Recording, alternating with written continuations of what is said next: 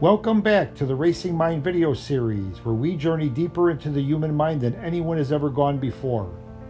In this video series, we untangle the ancient mystery of mental illness and teach you what you need to know before your racing mind gets the best of you. This groundbreaking series provides answers to some of the deepest mysteries of the human mind and reveals, for the first time in history, the precise cause of mental and emotional illness and the psychophysiological basis of a wide range of psychiatric disorders and associated medical conditions.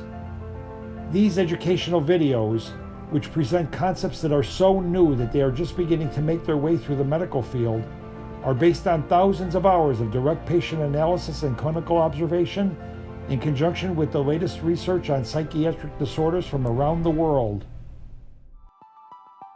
In this segment of the series, we will put mental illness in its proper place.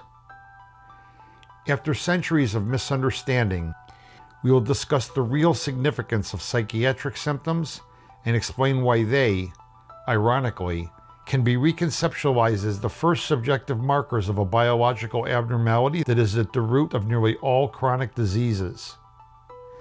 As discussed in the second video of this series, mental processes are much more than products of complex brain function. They are, in fact, independent processes that occur in parallel with neurological processes. Just as a computer operator processes information in conjunction with a computer, the mind processes information in conjunction with the brain.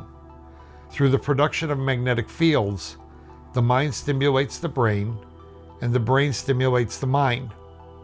Psychiatric symptoms develop when the mind starts to become pathologically overstimulated by an overactive brain. Although there are many things that can cause the brain to become overactive, such as inflammatory processes, metabolic disturbances, and stimulant-type drugs, the most common cause of neuronal hyperactivity is cognitive emotional stress.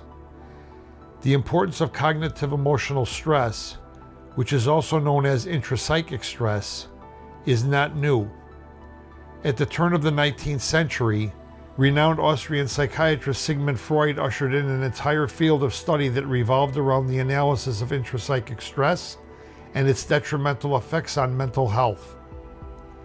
From the perspective of a duality of mind and brain, intrapsychic stress, like a psychological tug of war, generates tension in the cognitive emotional system. The rise in intrapsychic tension creates strong magnetic fields that have a powerful stimulating effect on the brain. As the brain becomes increasingly hyperactive, it increasingly overstimulates the mind, resulting in obsessive thinking and a persistence of emotions such as anxiety, depression, and irritability. As we have been discussing in this video series, the persons who are most vulnerable to this type of neurological overstimulation are those who are born with a hyperexcitable brain. Because their brains are inherently hyperexcitable, they tend to overreact to stressful events. The genetics of this abnormality were discussed in video 3 of this series entitled Genetics of Neuronal Hyperexcitability. Yet, psychiatric symptoms are just the tip of the iceberg when it comes to the adverse effects that neuronal hyperexcitability can have on general health. If left untreated, neuronal hyperexcitability can cause various systems of the body to become chronically dysregulated, including the autonomic nervous system. Because there are far more excitatory neurons than inhibitory neurons, the activity of the sympathetic division of the autonomic nervous system, more commonly known as the fight or flight system, begins to outweigh the activity of the parasympathetic division, more commonly known as the rest and digest system. This tends to leave the individual in a constant state of stress. Over time, the chronic inner tension increases the risk of developing any of a wide range of chronic medical conditions, including high blood pressure, diabetes, heart disease, strokes, and cancer. There is mounting scientific evidence that links these and other chronic illnesses to a constitutional elevation in resting heart rate, resting respiratory rate, and other indices of autonomic function. In a recent study published in the American Journal of Clinical and Experimental Medicine, It was hypothesized that this elevation in vital signs is driven by neuronal hyperexcitability, thus linking all of the aforementioned illnesses to untreated neuronal hyperexcitability. Moreover, because the cognitive emotional system is exquisitely sensitive to neuronal excitation, psychiatric symptoms could be reconceptualized as the first subjective markers of neuronal hyperexcitability. This reconceptualization could explain why persons with severe mental illness, though dying of the same kinds of diseases as the general population, die at a much earlier age.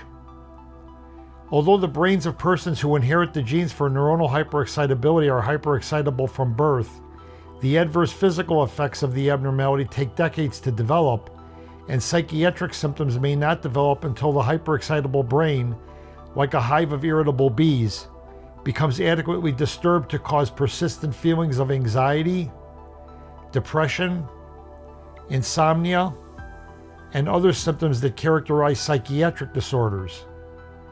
In most cases, this does not occur until the teenage years, when the mounting stress of becoming an adult begins to markedly rile up the bees. This would explain why most psychiatric disorders first manifest around the time of adolescence. Then again, psychiatric symptoms are subjective, and most psychiatric diagnoses continue to be symptom-based rather than biologically based. The absence of a clearly discernible, objectively measurable biological basis of symptoms has led to vigorous debates that continue to rage on between those who believe that psychiatric symptoms are mind-based and those who believe that they are brain-based. However, all that is about to change with the recognition that there may be a measurable, biologically based cause of psychiatric symptoms, namely neuronal hyperexcitability. As discussed in previous videos, the most effective natural ways to compensate for the gene abnormality that underlies neuronal hyperexcitability include stress reduction, establishment of an early sleep schedule, regular exercise, enjoying a relaxing hobby, avoiding caffeine and other psychostimulants, and minimizing refined sugar. If these interventions are either too difficult to implement or fail to yield satisfactory improvement, then treatment with neuroregulators and other brain-calming medications may be necessary, particularly during high-stress periods in the person's life. In addition, cognitive behavioral and other forms of psychotherapy may be needed to reduce the mental tension that adds fuel to the smoldering embers and the hyperexcitable brain. Control your brain, control your life. We hope that you are benefiting from this video series. Portions of this video and others in the series were taken from the books The Racing Mind and Am I Depressed or Am I Bipolar? Those interested in developing a deeper understanding of this topic can also refer to the scientific publication The Multi-Circuit Neuronal Hyperexcitability Hypothesis of Psychiatric Disorders. Please note that these materials in this video series are for educational purposes only and are not intended to guide treatment without formal evaluation. This video series is sponsored by the Binder Foundation, a charitable organization that is dedicated to the enhancement of human life through research and education on disorders of the mind, body, and spirit. If you have found this video to be a benefit to you, please share it with your family and friends. And please don't forget, your feedback is important to us.